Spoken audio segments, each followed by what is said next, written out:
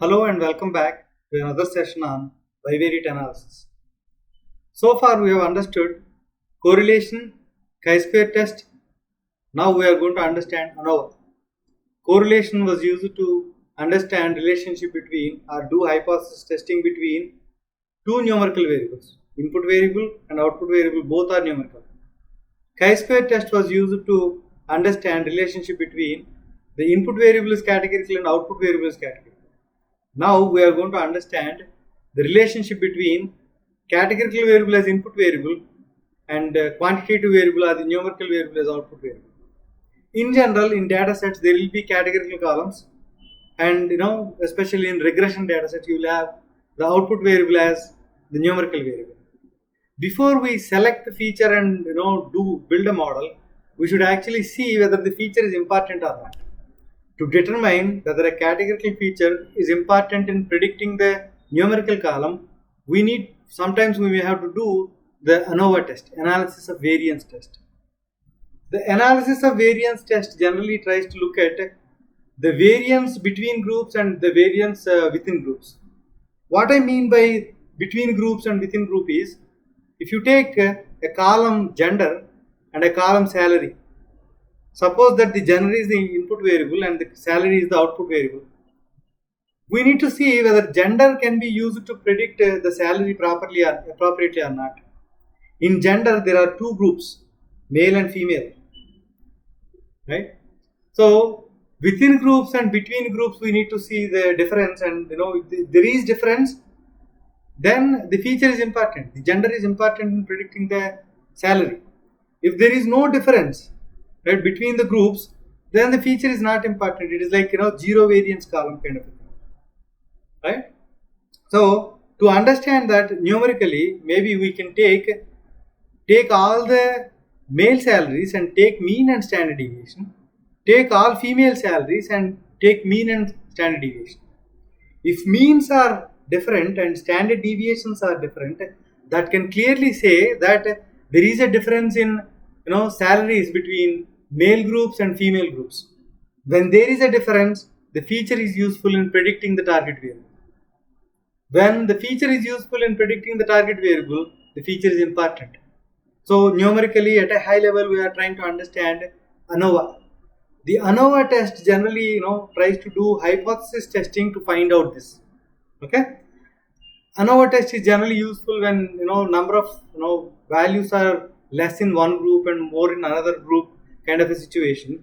The ANOVA test is useful because on a group where the more number of records are there, the mean is more appropriate to represent it, or the standard deviation is more appropriate to measure the variance. But when number of records are less, right, then the mean and standard deviation may not be appropriate because the sample is small. So in that case, when you do hypothesis testing, it actually gives you more clarity on whether the feature is important or not. Let us try to jump in and look at a code example so that we will understand better. So here, I have downloaded, imported the modules like pandas, numpy, right, seaborn and scipy stats model, and even stats models also will use. So let me execute this, and I have imported the data set, and we can see the head, the top 5 records. We have seen this data set before also, and we have taken a small data set, the subset of the data set, just to clearly see the records and all that stuff. So gender and salary are the column. Gender is the input variable and salary is the output variable. We are trying to understand whether there is a relationship between gender and salary so that we can use gender as an input feature in predicting the model or building a model. Okay. So let us I created that, and there are two groups, male and female. To visually understand what is happening, numerically I explained before, right? What I said, the male group salary is means and standard deviation, and females group mean and standard deviation are different, then the feature is important in predicting because there is some difference, right, in means and standard deviations. So if it is not right, the feature is not important. If you have less number of records, maybe numerically understanding is better, but visualization is always better. Even if more number of records, that's fine, because you are going to get only 2 numbers for the male group and 2 numbers for the female group, one mean and standard deviation, right? But Now we can actually visualize also. Visualizing categorical column and numerical column is easy, right? So we'll do cat plot only, but we'll take X as the gender, the categorical column, and Y as the salary. On Y axis, the cat plot takes the mean of that group. Let us see, right? If you see this, all male salaries it took, and it took the mean, and the salary is around 58,000 or so. All female salaries it took, and took the mean, it is around 50,000. When you look at this, the salary difference is not much, I would say. Right? 8,000 is the mean difference, so kind of okay, but the mean difference is not so much. So visually, when you see, the feature looks like not so important in predicting the salary. Right? The gender feature may not add much value in predicting the salary. That's what at a high level, when you look at the visual, visually look at it, we are trying to understand. Let us try to do a box plot and see how the pattern is. Right?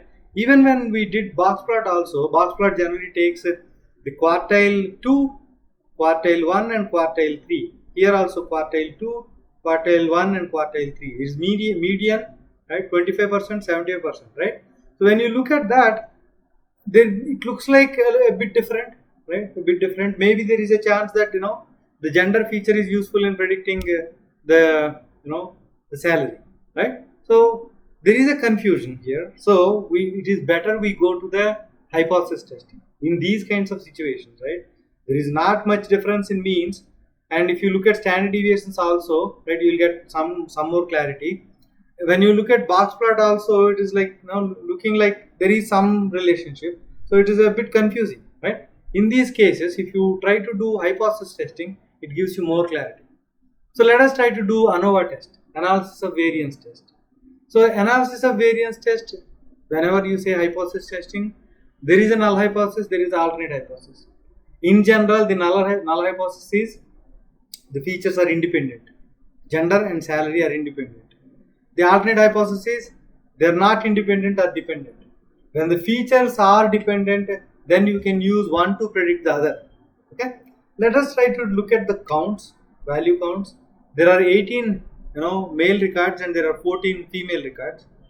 And let us look at the mean of the groups, right? Female group and male group. If you look at the mean, right, only 6,000, around 6,000 is the difference.